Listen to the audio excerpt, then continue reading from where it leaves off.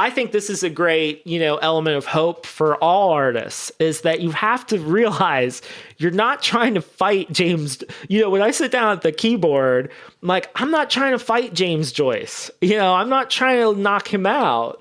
I'm just trying to do a little bit better than I did yesterday. So I'm really excited today to share with you this conversation I had with writer-artist Austin Kleon. What I love is that Austin puts the process of creation pretty far in front of the thing he happens to be making. The vibrant potency of what he makes, whether it's his books, drawings, writings, talks, it has everything to do with his thinking and how he creates. Today we're diving into some of the most fundamental, valuable ideas about art making. Whether you're just starting out, well, especially if you're just starting out, but even further along the creative path, this conversation will fire you up again. It did me. We're talking about how to sustain the juice in your art making, the delightful missteps, and how to keep curiosity and wonder at the forefront of your art life. Austin is a national New York Times bestselling author. He has written 3 amazing books, Steal Like an Artist, Show Your Work, and Keep Going, which is his latest one. All 3 are written to help you and me delightfully find our way to our best art life. He also has an extraordinary blog where each week he shares what he finds inspiring and moving. Not surprisingly, much of what he shares absolutely inspires me too. So after you listen to this conversation today, make sure you check out the show notes for links to subscribe to his blog and to find out all about his latest books. So join me now in this amazing conversation with Austin.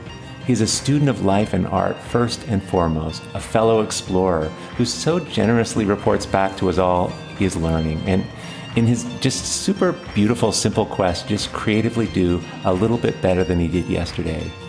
He is truly finding his way as he goes, and today we get to go too. Let's drop into the conversation now.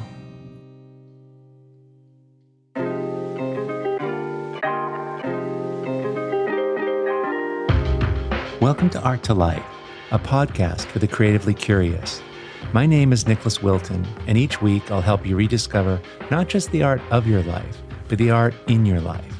Join me as we explore that perfect blue at twilight, the wild frontiers of art making, and the extraordinary joy of finding your way as you go.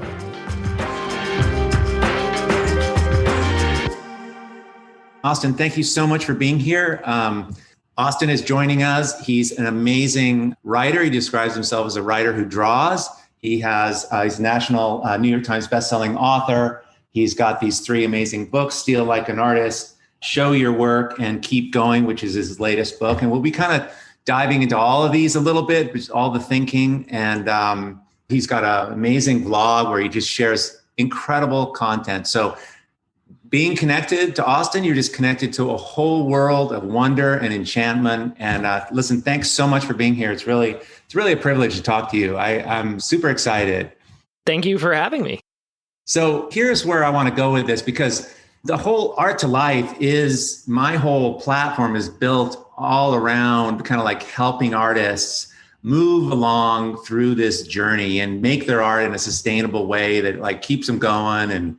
And it's sort of like what I'm learning by doing this and staying in this. I've been making art my whole life. So I kind of want to just delve into that, your ideas, some of your ideas and some of the ways, just the way you're living and bringing interest and excitement and passion into your life and how you're doing that. And I think this idea of sustainability is a really great theme, which will lead into probably everything you talk about. So could you speak to just that overall, maybe just personally, how you have maintained kind of your energy and juice for what you're doing? Because writing is no different. It's a hard, long kind of journey, it's a hard road. Well, I think what you just said, which is, you're sort of reporting on what you've discovered. To me, that is really the magic to what this, not the magic, it's not magic at all. It's the secret, I guess, to what I do, which is, I sort of started out as a student. When I first started a blog, I would just graduated college. And I had a really wonderful professor who told me, don't go to grad school right away. Stay out, get a job, sort of work and hang out and work on your art. And if you want to go back to grad school, that's great, whatever. But I have always been like sort of a student in public is how I think about, what I do, is that I'm sort of learning these things and then I'm reporting back to them, to whoever might care. And that's how I kind of got started, way back in 2005. That was 15 years ago when I first started my blog. And that's sort of the ethos that has carried me through and given me strength, is to teach but remain a student, basically. To think of myself as less of a guru, or I hate that word, I can't stand it, or an expert, or even really a teacher, and to just think of myself as a student. And what I'm doing is I'm reporting on the things I'm learning, and I'm sort of letting people look over my shoulder. And to retain that kind of curious student quality, because that's what my favorite artists do. I think art comes from a place of not knowing. People think like, oh, well, you must have all these ideas and you're certain. And then once you have a good idea, you like sit down and write, right? No, it's the opposite. I have something that I'm deeply troubled by, or I'm deeply curious about, or I don't understand. And that's the thing I need to write about. And in the course of writing about it, I slowly start to process it, if not understand it. And I think the artist does the same thing too. There's something that bothers the artist, or something that intrigues the artist, or something that they're just not sure about. There's ambiguity there. And a lot of the really good work comes from like not knowing for sure what you think or where you stand. And the art is the exploration of that. So for me, it's really important to keep that ethos. Now, that's at odds with a lot of the marketplace reality of doing what I do, like especially the being an author. You're supposed to have like a brand, and you're supposed to have like the thing you're known for. And like when you do a book proposal, it's like you're supposed to have the things that people are supposed to take away, and you're supposed to be sure of everything, and you get up on stage and you have the secrets for everybody. And I really think that's antithetical to the creative life. And so for me to kind of keep those things in balance, to be actively exploring things in my work, but also to be sharing, it's a tricky dance. But I think the most important thing for me is to maintain a creative practice myself, because we all sort of know people that like, they get up on stage and they have all these ideas, or they write these books, and you're kind of like, but what do you do other than tell me what to do? So I don't want to be one of those people. So that was a long way of saying to teach, to share, to help other people learn while remaining a student is kind of my ethos. Yeah, I mean, I can't tell you like everything that I've been involved in and get to do now. And it has come from sharing this and teaching people and kind of like figuring it out in front of people. It is a little scary, but there's so much you get back for that trade-in. Like we all want to wire it privately and then show the world that who we are, because look at the success we had. But it's just not as interesting. It's just not that interesting. What's interesting is seeing someone who's consistently going for it and seeing how they're problem solving and figuring it out. So that's what I just sort of do it. And I say this to a lot of artists that are starting out, because they're not far along, and there's a big gap between what they're doing and what they think they can do. And I'm always telling them, what you are doing right now is so interesting to people. Like, don't wait to share this stuff, because there's actually more people that will connect to you because you're just starting out. It's damn inspiring. I think that's a really underrated thing. When people are starting out, young people in particular, when they're starting out, they don't have a lot of the trappings of like a fully mature life yet. They might be, maybe they don't have a family yet, or they're not married, or they don't, so they have a little bit more time to be exploring different things. And I just think about the difference between, so when 15 years ago, I was 22 when I started my blog, and I was about to get married, but my life was so different. I had so much more time and energy to sort of explore things. John Waters, the filmmaker, has this thing that he says that I think is so brilliant. He says, I'm old now, so I have youth spies. So he's like, I have people in my life that feed me cultural information. And I think he makes a joke like he feeds them pills and they give him information. But to have youth spies in your life, everyone can be a youth spy, especially when they're starting out. I think that young people always, they feel like older people like have the key for them. But actually, you get to a certain point in your life where you want to hear from young people who are exploring because they're like more keyed in or they have a certain kind of energy that you'd like to have. So John Waters, for me, is what I call a curious elder. These elders who stay curious about the younger generation and they stay connected. And it's not a vampire thing, but it's like an energy thing where they're rejuvenated by their connections to a younger generation. And then the youth spies get the connection with the older generation. I think that's what a lot of our culture in general, but particularly in art, I feel like we're really missing what a lot of artists long for is I always long to be situated in like a chain into some sort of lineage. I think because I've always been obsessed with genealogy. Like even when I was like a little kid, I was really into family trees and researching, my ancestors and stuff. But as I got older, I was really obsessed with this idea of building a kind of artistic lineage. This idea that there were people that came before me that I wanted to like fill my own family tree with. Because I think that the game of creative work is that the more you connect to the past, the more you have to bring into the present. And that makes what you make in the present become stronger, which then makes it survive into the future. Because it's all connected with all these little tendrils. It's like the more stuff you're referencing and utilizing, the more sort of relevant in a way or just connect worthy it becomes. If you think about like revolutions in art and stuff, a lot of the revolutions you look at are actually people just going to an earlier period in time. Like you have, I don't know, this example always pops up in my head, but like Picasso looking at cave paintings, weird stuff like that.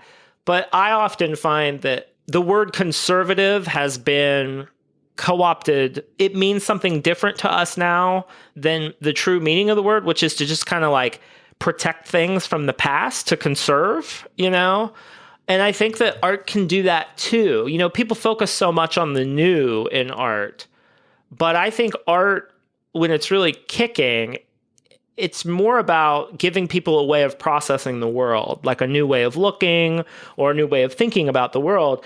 And a lot of those things you can find in the past, and you can kind of resuscitate them or reanimate them in your work.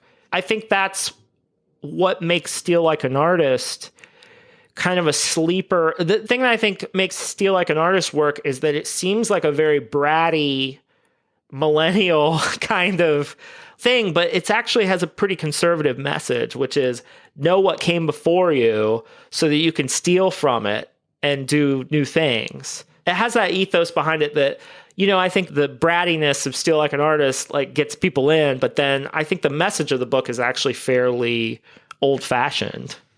So you probably know this already, but this whole thing of everyone trying to figure out in the early stages of what they're working on, where they're going, who they are and what they're trying to make. And this is, in my world, in the painting world or the art making world, this, what's my style and all this stuff. And of course, you can't picture it because it hasn't been made yet. And so in the replacement of that vacuum, you tend to glom on to other people like, oh, Richard Diebenkorn is like, I do love his work. And so I kind of could do that. But this idea of Steal Like an Artist, how I see it is, and how I teach this idea, definitely looking to the past, but also to be asking yourself, like, absolutely steal, but what is it about that person's work that is lighting you up? You don't want to be Diebenkorn. I mean, he's already done that, but there's definitely chunks or something that's triggering you to almost want to be that guy. So artists have to like glom on and like figure out what it is that's exciting and makes them feel alive. And that becomes then sustainable. You don't want to be copying people. And if you go too far and you're not doing your homework and you try to emulate someone, that's a dead end. but there's something so cool. And you really articulated, I mean, Steal Like an Artist, it should be like required reading for every artist at any level. I absolutely loved it. But that's how I teach that idea.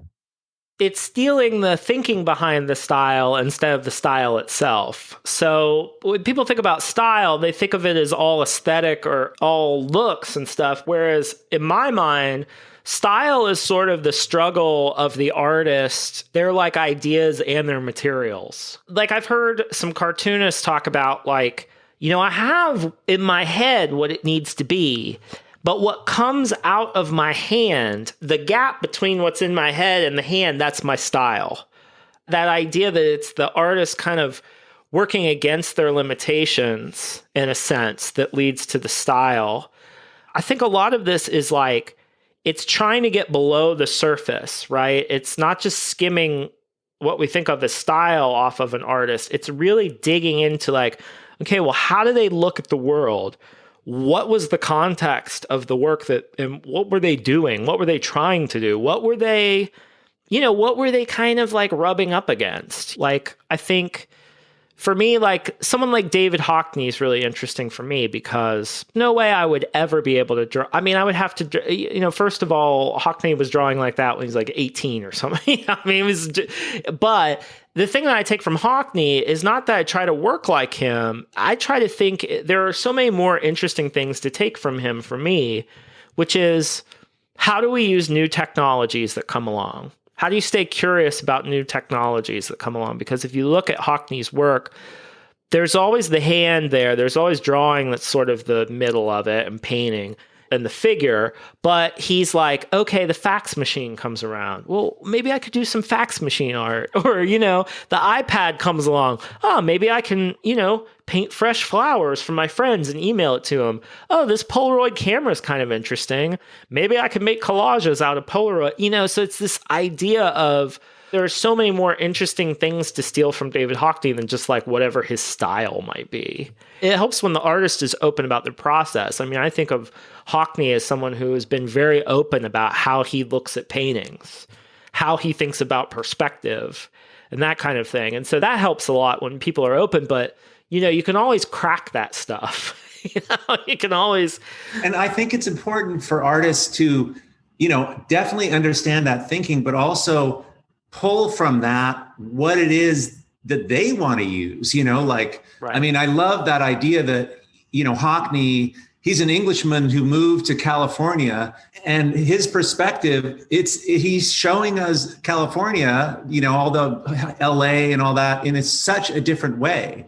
And everyone has that capacity. Everyone, if you can filter and use all this stuff and start filtering it through you, that's what makes his work, and that style, whether he picks up a Polaroid camera or he uses an iPad, it has nothing to do. Even if he, I can picture if he does sculpture, I would know what it would look like. If he made children's toys, we can all picture what Hockney's children's toys are like. This guy, he could do anything. And I think that's where it's really helpful to teach that for artists. That could be just like, it's not that you're stuck in and you have to do watercolor paintings your whole life. It's like, show the world what it looks like when you, Nicholas Wilton, try to do sculpture, and when you try to do photography, or when you try to write. All that, it's all open if you like double down on what it is that brings you alive and you're connecting with what you're channeling. And so I just love that. I mean, that's your idea of just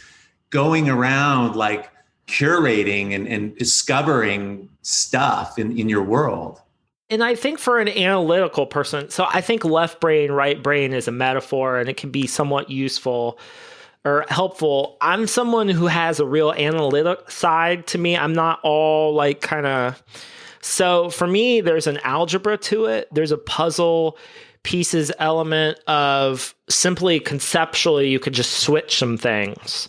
Like, for example, I find that when I'm working in my practice, so like I make these things called newspaper blackout poems. And what I do is I take an article from the New York Times and I leave some words behind and I black out the rest with a permanent marker. And it sort of looks like if the CIA did haiku. But like when I was making those, I get bored with the technique after a while. So I start doing like algebra problems in my head or some sort of changing. I'm like, what if I used a different tool? What if I used a scalpel instead of a marker? Just that like leap. Then I started doing these things called newspaper pop-outs, which is I would pop out the words off the text and photograph them in a way that they almost became like 3D. That stuff, I don't do that a lot because it's so hard. But when I was doing those took off in a way that blackouts, people were sort of bored with. And I started doing that, and all of a sudden people it was like an innovation. So thinking about just combinations, the algebra of just changing elements, switching elements out, but also the math of, okay, I have a lot of music background, so I think a lot about the kind of alchemy and chemistry of getting musicians in a room together. I've thought often, well, why can't you do that with art or writers? Like, what would it be like if Whitman and, Blake and, and Mary Ruefle got together and did some, you just start doing these things in your mind. You start making these jam sessions in your head amongst the people you love, and immediately it takes you to someplace brand new because the combination, it's 1 + 1 = 3, right? It's like something new comes out of those combinations. And so it's pushing young people in particular, people who are starting out, to not just think about emulating one person, but like find another person that you love and then say, okay, well, I'm their love child now. What would they make together? That's like such a simple way of advancing beyond just copying. And in the poetry world, Billy Collins talks about this really beautifully. He says, finding your voice is a matter of, because people say that all the time, oh, find your voice. And it's like, what the hell does that mean? And Billy Collins says, well, you find your voice by trying on 6 or 8 different voices. And then after you copy those voices long enough, something new emerges.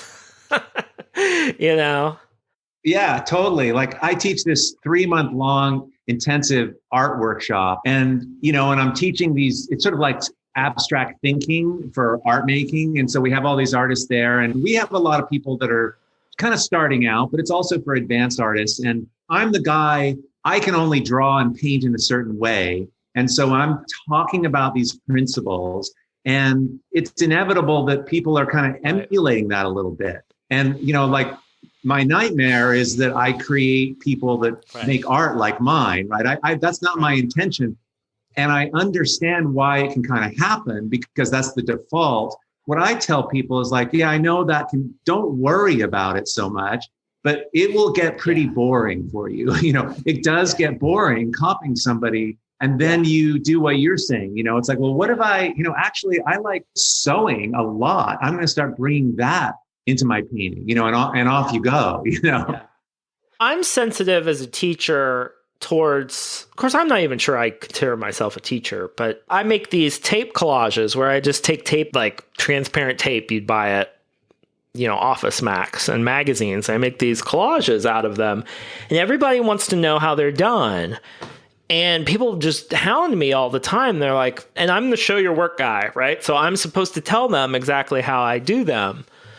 And they hit me at this really weird time because I've been doing so much work with my kids. I have sons who are 8 and 6, basically. The 5-year-old's about to turn 6. And I think that teaching, if it's asked for, can be really good and strong, but there's also something about people trying to emulate an effect without knowing how it's done that leads to this new thing. So I forget which guitar player it is. I think it's Adrian Belew or Robert Fripp or one of those guys didn't know what an effects pedal was when he was growing up. He didn't know that guitarists had these boxes that they ran guitars through. He just had his amp and his electric guitar.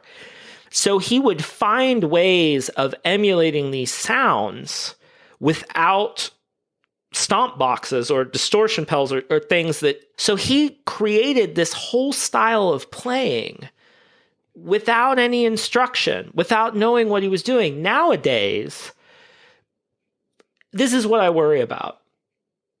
Nowadays, a young musician would hear a hero.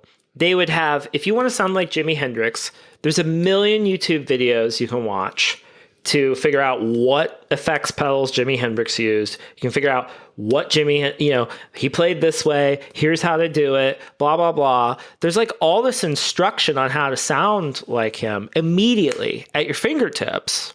You could also download a plugin for Pro Tools or whatever and make your guitar sound like that. So where is the sonic exploration? Like, who are the people exploring new sounds? Where are the mistakes? Because mistakes are what lead, if you think about evolution even, if you think about what advances or evolves a species, it's mutations, it's weirdness, it's mistakes, it's chance.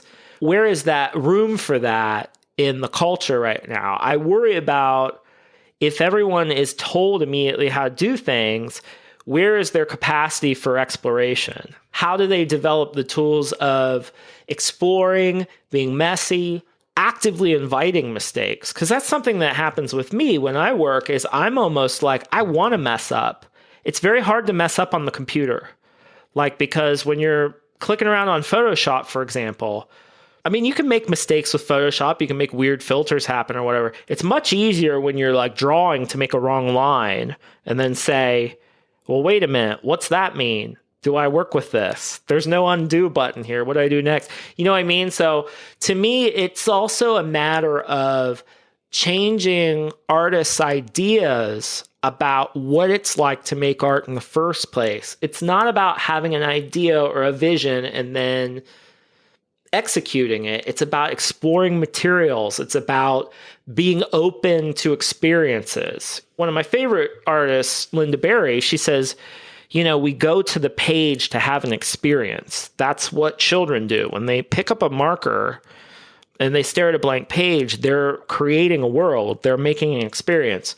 It's the same when we make art. And I think the great artists do that. Even the great, there's a dance between preparation and improvisation in every art form.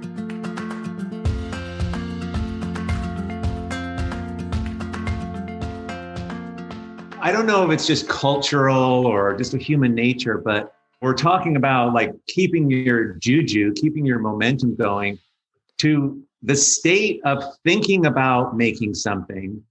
It can be it's hard sometimes to be thinking about what you're going to do, but the magic and the ease of when you're actually making something is completely different than how you feel when you're thinking about it. So you just have to drop in to that. And that idea of play, which is really just mistakes or what improvisation, that state is like, that's not hard. That's super, super engaging and fun. And that's, one of the things that I help artists with is what I do with my painting is I might have an idea of what I'm trying to do. And I really want this to turn out, but I let all of that go for I give myself half an hour.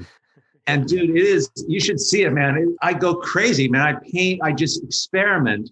I build it into the beginning of my process. And I cannot tell you what I learn and what happens as a result of that. It's like built-in play. It's so, so important. It's actually the best part of the darn artwork. And half the time I finish the thing because I like it so much because it's so unpretentious and it just happens. That's what you're doing with your collages and all that the newspaper blackout stuff. It's so cool. Inviting chance. It is play. It is inviting chance and mistakes. For me, being around young kids really because I was functionally an only child and I really didn't have that much contact with any kids under the age of 5 or anything most of my adult life until I had my own children.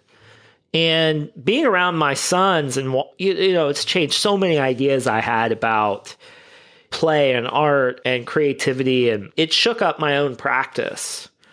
Like how kids they're just in it. That's what we're trying to get back to. And their art is so good. I mean, I can critique an 8-year-old's composition and they're friggin' amazing because they're just intuitively feeling where the sun and the tree should go on the page. Half the time it's friggin' perfect. Yeah, there's a kind of a 4-year-old is the greatest artist. For me, like the work that both my sons did when they were 4 is unbeatable. It was truly magical. I have all those drawings around my office. There's a quality of line that's unhesitating. It's active. It's incredible. I have a whole file of famous artists who have desperately tried to draw like children. They've tried to recapture. I love it. I'm not sure which book in yours, but I love, maybe it's Show Your Work, but you were sharing about, you got into this thing with your son. You were like making robot drawings. And it's so cool. Just make something for somebody and share this experience of doing it. And it's so random. I had this dog, she passed unfortunately, but I just started drawing this dog for my kids and it became a thing. And I was just always drawing Maisie and I give it to people and share it. It just became this really fun, like side tangent. It gets you it drops you in. That is the number one piece of advice I give to people who are burnt out is I'm like, think of someone specific and make something for them and just give it to them. Or don't. Actually, it doesn't even matter if you're going to give it to them, make it for them. And think of that one specific person. Don't make it for a bunch of people. Think of one person and make something for them. And the clarity of that, I think is really, really powerful. But to me, it's trying to get people to, and it's really understanding that there's intelligence in the fingers, that there's intelligence in the body, that I read this great interview with a nurse one time, and that was the way she put it. She's like, I have intelligence in my fingers. She was talking about giving shots and giving vaccines. This was years before the pandemic. And she was saying, I have an intelligence in my fingers from all the time spent doing this. And I thought that's what the artist has. The artist has intelligence in the fingers. There's something about the contact between the fingers and the material, whether it's guitar strings or piano keys or it's collaging or drawing. There's an intelligence that's in the body. There's a connection between the hand-mind. That's what Ursula Le Guin called it, the hand-mind, this kind of merging of the two. And that the idea that the hands can tell the head as much as the head can tell the hands. And to trust that's really the job and I think that's what kids have is there's no breakdown between here and here. There are obviously connections being made and there's frustration and they're trying to make something look how they want it to look. Which almost happens when they get older, right? It's around, you'll see it's around like 13, 14. It doesn't look like something and they stop. It's earlier than that, I think. I think people really, and maybe my sons are just more cantankerous or perfectionists, but I think the one thing we underestimate about children is how much play is their work and how frustrating play can be. We have this idea like, oh, if I could just draw like a child. It's like, yes, we all love to draw like a child, but like I've seen 4-year-olds throw markers across the room too because they couldn't get. And I don't know if that's a personality thing. I mean, I do have boys who have tempers, but there is a frustration there. Kids get frustrated even at youngish ages, but it's not like, oh, I suck, I'm no good. It's more like I'm having trouble. It's not a social call. It's not like I suck, I'm terrible, I'll never be a good artist. It's just like, I can't get this marker to. Yeah, it's a smaller in the moment kind of challenge, but it's not going to take them out of the game. So many artists, and I think, this is a super hard time. It's weird. We're stuck at home and there's a lot of things that don't lift us, that, there's no tailwind in our life. A lot of things have been taken away. And so that's a good way of putting it. Yeah. I mean, our artists trying to keep this thing going is hard, but that frustration as an adult can just stop you. Whereas kids, it's like, whatever, they'll just grab a new piece of paper or they'll come back to it. Yeah. It's not taking them out. They're resilient and they'll get back to it. The one thing like kids have taught me too, earlier we were talking about showing the process and not just the product. I have learned that temperament has a lot to do with the challenges of sharing your work. There are people who are very comfortable with learning in public. I'm one of them. If I have something that has helped me in my career, I would say I am immune to embarrassment. I don't really get embarrassed. I'm not easily humiliated. There's a borderline. You look at a lot of artists, there's a borderline on sociopathy and being an artist. I mean, there's a real fine line sometimes. And for me, there is a tendency I just don't get embarrassed very often. I don't really care that much. I'm willing to be bad or mediocre in front of people. So one of my sons has that. He does not get embarrassed. He's unflappable. My other one has to learn in private, has to go away. And so I'm not saying that you can't learn, but I do think it could be an extrovert, introvert thing. But I think it can be learned. I think this approach, the failing forward kind of approach, is what I do. It can be learned, but it's harder for some people. Is all I will say, is that some people are more, their proclivities mean that they're better at it immediately. It comes more naturally is all I'm saying. And so I think that for artists who feel more hesitant about that kind of sharing, to know that, acknowledge it, but to figure out, well, how can I do it my way, right? To be creative about. And really, that's what some of my work is about, is to be as creative about the things around the art as you are about the art itself. To use some of that thinking, well, how could I share things? Like I remember for a while I was collecting examples of artists who were sharing in such a way that they weren't giving anything away. They were just... I remember one time Amanda Palmer, the musician, posted this wall of sticky notes. She was working on her book or something. She's like, book in progress or something. I thought, this is so interesting because she's showing how she's working, but she's not giving anything away because the Post-it notes are so far away that you couldn't tell what was on them. Just like little things like that. How can you reveal yourself? Because I think some people misinterpreted Show Your Work, My Book as expose yourself, like show it all, take it off, And it's not about that at all. It's about finding little bits and pieces, essential things that you can share with people that will create meaningful relationships between them and your work as you're working. And then when you have the things done, there's a way of working that you can sort of share with people as you go. And then when the show's up, everybody's primed for it because they've been watching you work on it, right? Oh, yeah. It builds momentum and the anticipation of sharing stuff. Yeah. Absolutely. So to think about how you are comfortable with sharing, like you personally, what is your practice? Who are you as a person? And how can you share in a way that's sustainable, that's something that you can deal with? Because you might not be able to share the way I do, to find that, that balance. And to share in a way that doesn't mess up your making. Because I think that's what's really hard right now, is that making and sharing have become synonymous with like Instagram and social media. We have this immediate way of showing things right away. And I think that we need to separate those and think about making and sharing separately. There are situations in which you can merge them and it's fun. But I think most artists nowadays would almost be, there's that temptation when you get something done, you just want it out immediately. You're like, I want to show, but to separate making and sharing a little bit too. If you can get this dance that you're describing of sharing and also working, and it's a really good what you're talking about. I mean, it's this idea, I haven't really thought about it before, but there's funky ways to do it where you're just doing it to show. You lose yourself in that process. But I think it's like a call and response. You pull something, a musician does a riff, and then someone riffs off of him, but you leave that person alone for a while to articulate that.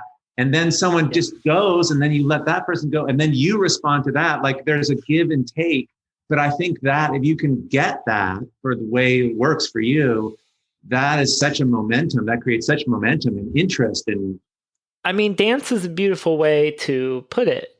And to understand, the thing I love about dancing is that it's back and forth and it's a collaboration. And to understand that, the thing I'm always trying to keep in my head is that the artist is only one half of the equation.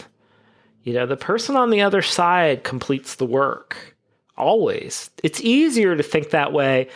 This is where, cross-disciplinary chat can help, because when you're thinking about writing just doesn't mean anything without a reader. The reader makes the words come alive. And every reader, Amazon reviews for books are really a great illustration of this. How you can have the same book, but everyone comes to it, and if you have 100 people read a book, it's 100 different books. and I use a really simple example. I always tell people, if you read my Amazon reviews and I'm only using Amazon reviews because they're so easy to read, they're right there. They're often not wrong. They're actually describing the book accurately. And it's funny how, like with reviews, bad reviews aren't the worst. The worst is when people don't describe the thing accurately. But a lot of the reviews actually describe the book very accurately. So for example, here's a 5-star review of one of my books. This is great. It's short. You can take it on an airplane, read it. You'll have it done by the time you touch down. 5 stars. A 1-star review is, this isn't even a book. I read it on one plane flight and it was over. 1 star. People are looking for different things. They read the same book. They're describing the book. It's short. Everyone can agree it's short. Is that a good thing or a bad thing? Well, it depends on what you're looking for, right? But these dumb, simple examples can be extrapolated to these bigger situations in which you're making this thing, but it is not complete. And the experience is not complete until someone else is on the other side. You do your work, but then to understand that the whole experience isn't over. Totally. I mean, in that reviewers, those 2-star, 5-star, 6-star, are sitting there in your studio with you when you're trying to make this thing. That's what it's so interesting, because you're an artist, but you're also like you're a writer, and imagine if we had our paintings on Amazon and we had thousands of reviews. I mean, it is super. I think it's really important to listen to what people say, and again, pull from what people are saying. Like what you said, someone thought, show your work was about overexposing yourself or something, and then of course you're going to think, well, is it, or no, it's not, or, and it's helpful. It's actually helpful, but it's not, don't let it take you out of the game. Just use it and pull from. I think it's also interesting how, for me as an artist, it's just much worse to be misunderstood than to be hated. Like if people understand it and hate it, that's fine. If they misunderstand it and hate it, it feels bad. And if they misunderstand it and love it, it feels bad. Like it feels worse in a way. Oh, I love this. It's so this. And you're like, what? It's interesting, the ego. But part of it too is just that, the culture is having such a hard time right now with this too, is that when you make something, it's not just you. It's another thing. It's outside of you. It becomes something else. And I found this 60 Minutes clip one time with Andy Rooney, and Kurt Cobain had just committed suicide. And it was this awful, awful, grumpy Andy Rooney thing. And he said something I'll never forget. He said, no one's art can be better than the person who made it. And I thought to myself, well, there's 1,000 years of art history to prove otherwise. Art over and over again has shown us that absolutely you can be better in your art than you are in everyday life. And in fact, if you couldn't be better in art than any of your everyday life, why in the hell would you bother making art in the first place? I mean, if you can't be better in your art than you can in everyday life, what is the point in making art? And I think about this a lot, that is one point. But the other point is things just take on a life of their own.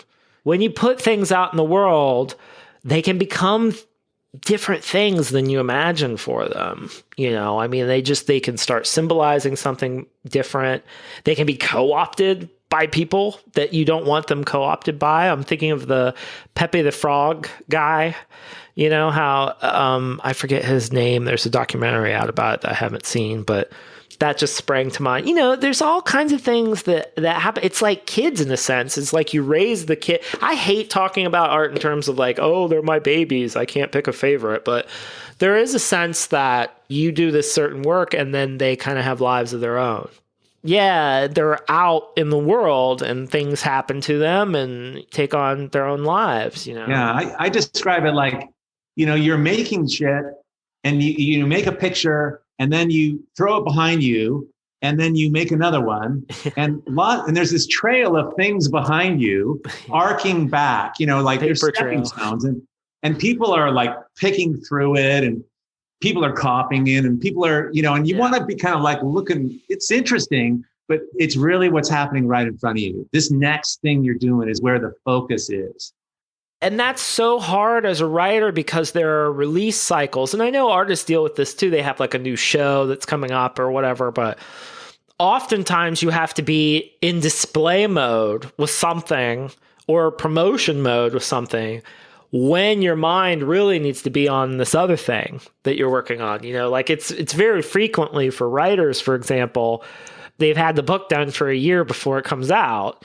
And they're already started on the next book. And now they have to talk about this new book that came out, the last one. And actually, I've always been a writer who I can't really start on the next book until the last one's out.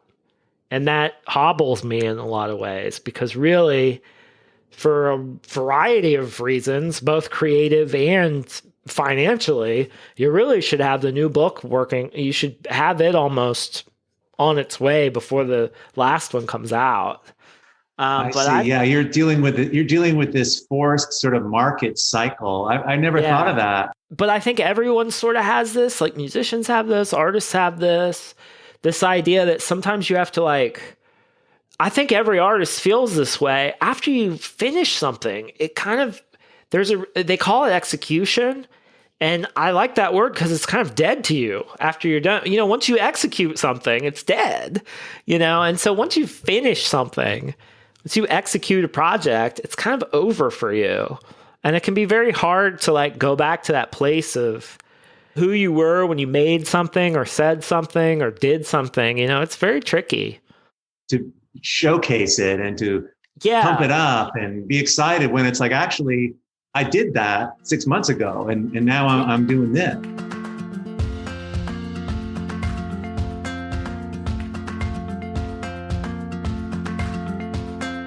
Sometimes when people ask me about Steal Like an Artist, I'm just like, yeah, I think I know what's in that. I mean, and people are so funny because I say to people, I could never write that book now. I could never write Steal Like an Artist now. They're like, what do you mean? You've got all this new information. It could be even better. Like you've got all these examples and this experience. I said, nope, I could never. That book was the result of a 27-year-old person with a certain idea, working with these limited materials and constraints and ideas and making this thing.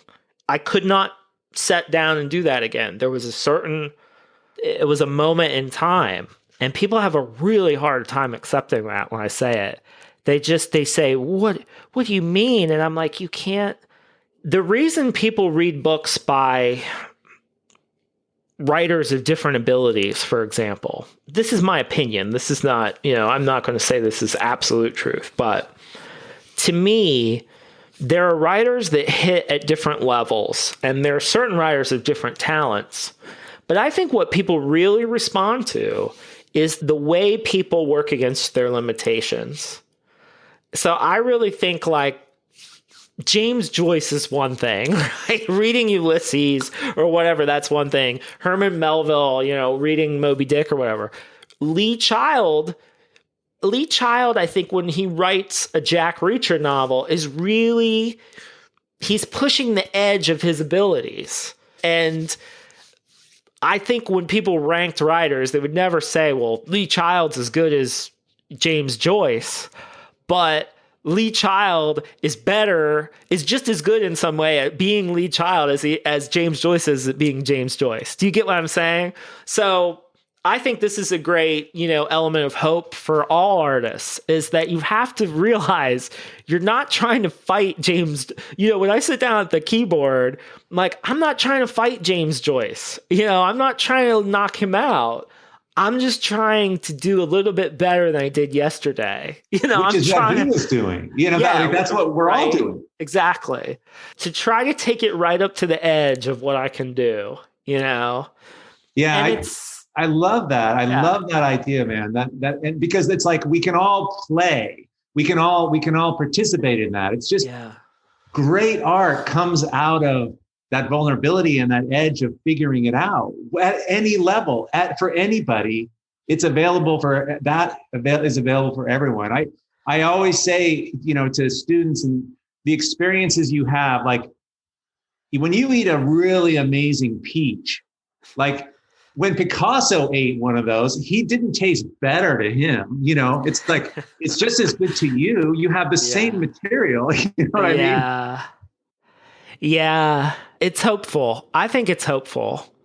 But I think for everyone, for me, for anybody, the rekeying that happens is to just be in love with the work and not the results, not the life around it, and to really get in love with the work. And that is hard because, for example, I'm someone who I actually don't really like writing books. It's fine. I do it. I'm good at it fairly, but doing a book for me is it's real work and I don't love it. And I have to be real about that. Now, what I love is all the things around writing a book. I love making art. I love writing little snippets of stuff. I like all the pieces. The stuff I love writing, and I do love writing, and I do love making art, and I love having ideas, and I love reading and researching and speaking to people and that kind of stuff. I really don't like putting books together. I really don't like it. And that's why I avoid it so much. That's why I'm not very prolific. Although I gotta say, for those of you listening, go get his books, because the best part of the books, in my opinion, are the pages of all your messy starts and your works in progress. And I love that. That to me was like, this should be the whole book, Well, I mean, it's funny that you say that, because for years we've sort of discussed, by me, I mean, my wife, my agent, my editors, we've tried to figure out how can we make these books feel more like the notebooks? Because the notebooks and the stuff in the back of the book is it's more interesting, I think, in a lot of ways. Every writer dreams that they could just publish their notebook, I think, in some ways, because I always feel like that's where the really interesting work is being made. So I think as I get older, I think that you have to leave things unfinished. You have to kind of have something to look forward to. And for me, it's to try to make my books feel more like my notebooks. That is a goal I have. And I think, with books, it's always a matter of content, form, market. What kind of book are you trying to write? It's no different than creating a series of paintings or artwork, or, just that process of bringing up a collection of stuff to culminate it in a moment. Yeah. I love Put that it in process. Front of people, have it tell a story or have a message or have some sort of overarching thing. The joy of my career so far is that I found this format that a lot of people look down on. I mean, people, when you say the word gift book or self-help or impulse buy, to most people, particularly literary writers, they're just like, are you kidding? Like the thing you would see by the cash register at the Kinko's? I'm like, yes, that, for me, the joy of my career so far has been, and this kind of like a low container has meant that I can be as weird as I've always wanted to be. I can have this mix of images and words that no other form would let me get away with and still sell books, right? I mean, I could do graphic novels or something, but even that wouldn't be as weird as some of the stuff that goes on in these books. You know, what I can get away with, the full expression of because I feel like as an artist who is interested in, you know, as a writer and someone who's visual, trying to make things that sort of let me fire on all engines, you know, to have all my engines going, to have all my abilities going, it's very hard to find an outlet for that. You know, especially when you're someone who does a lot of different things. So for me, it's been really cool that the self-help gift book, impulse buy kind of book has allowed me to put these weird blackout poems and like it's so cool. It's like your container, it's your little spot, but and I love it. It's like that idea, and you talk about this, you know, taking something small and making it amazing. You know, like a gift book is such a dumb little thing, but holy crap, this is super potent material. You're occupying this cool little slip it in by the cash register spot. You know? And you have to be okay though with not like, what is interesting to me is how many people I find out have read the books, but they don't tell anyone they've read the books. I mean, you know, like, I have a list of like people who I know have read the books, but it's not like they're out there being like, oh, I read this self-help gift book that really helped, you know, like what I mean. It's interesting who's public about how the books help them and who's not. Because, you know, when you're a serious artist, you know, you're not supposed to you're not supposed to read these little like cute, oh, it's so cute, you know, like you're not supposed to.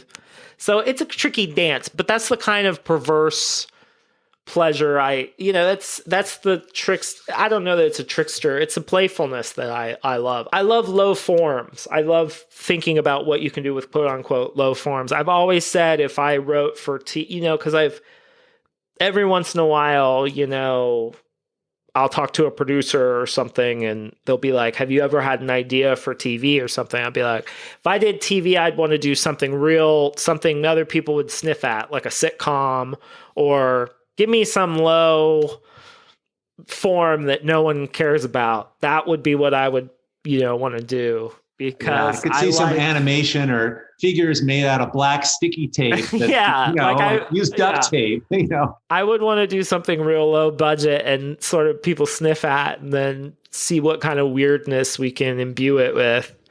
You know, but I think that comes from the fact that I don't come from I didn't grow up in New York. I didn't grow up in a big city. I mean, I grew up in a small town in Ohio, and there just wasn't that. I just haven't grown up with that kind of, I don't like that kind of art either. I like art that has a sense of humor. I like art that, you know, high and low meet, you know, artists who, that's just kind of like who I am. And so it's a gift. That is the thing that I'm always trying to remind other artists about, is like, you have these heroes and you're like, I want to be that hero. And I feel like this brings the conversation back around to what we were talking about earlier. Is like, you want to be that person so bad, but what you have to do is you have to look at that person and understand the world they were in and why they made the decisions they did. And then you have to think about you in your own context and look around and be like, what can I do in this particular moment in history, in this particular place, with my particular abilities? And that's the work. That's like part of the work. It's not just making pictures or putting words down. That's part of the work, is figuring out like, where are the holes and how can I fill them? That's beautiful. You know, I think we can wrap it up there. That's fantastic. What are the holes and how I can fill them? And I love those prompts and those questions, because you got to seduce yourself back into your art, how you bring yourself back in. So, Austin, listen, thank you so much for sharing this time with us. It's really inspiring. And it's just, I'm such a fan, and I just really appreciate you being here today. Oh, it was my pleasure. It's fun stuff. It's stuff I like to talk about. So it's a gift for me. I was curious, and I can just buy a bunch of stuff. Is there something that I can, like, what could I give these people through me? What I normally do is I just get like a couple sets of your books and I give them out. And Oh, okay. Yeah. To get my books is the easiest. But also, my newsletter is the thing that I think a lot of people start with the newsletter and they kind of make their way around to the books now. I mean, the newsletter has its own kind of life. Newsletter comes out on, is it the Friday? That's the 10 things on Friday, right? Friday. That's the newsletter. Yep. And that's sort of the heart of what I do now, which is weird. That's sort of how I really reach people. I love it because it really keeps you in this curation mode, like, yeah. Because I mean, I'm reading stuff and I'm gathering things, but I love how you're just using everything all the time, like. Yeah. And I've learned that works, that weirdly, for the kind of audience I'm trying to build, there was a point in my career where I had to I just sort of decided that I was going to be the thing. It wasn't going to be like, I wasn't going to have a name. I wasn't going to fly under any kind of banner. It was just going to be me. And that would have limitations, but it would also have good things too. And that's just a choice that I made. But for me, I think people are looking for two things a lot these days. They're looking for inspiration, of course, and knowledge and all that. But they're also, I think a lot of people are looking for permission. They're looking for, hey, this guy's a normal dude and he does this stuff. Like, he has kids, he plays Nintendo, goes out and plays in the snow. I mean, he's not just he's a real person. And like, the accessibility of that, of being in contact with another human that like, well, yeah, we talk about fine point, we talk about high art and stuff, but we also talk about how this week it was, I post all the junky TV I watch, stuff like that. So it's, the mix of that, for me, that's fun. For some people, it would be a nightmare, but for me, it's what I'm trying to do. And that's just you just call that your newsletter. Yeah, that's just my newsletter. Well, listen, man, I could spend all day talking to you. This is so cool. And really, you've been super generous with your time. Hey, thanks for listening to the Art2Life show. If you enjoyed the podcast, please help me get the word out by sharing it with your friends on Instagram at Art2Life_world. The recording of this and all episodes, along with a place to leave comments, see additional photos, and discover a whole new approach to making art, can be found by going to Art2Lifepodcast.com. And secondly, if you could leave a rating and review in whatever app you're listening on today, I would super, super appreciate it. It makes a big difference. And last but not least, before you go, if you'd like to be on my artist list, every Sunday morning I send out a video blog all about art making. Go to Art2Lifepodcast.com to sign up. And all these links are in the show notes, of course. Thanks so much for being here, and we'll see you next week.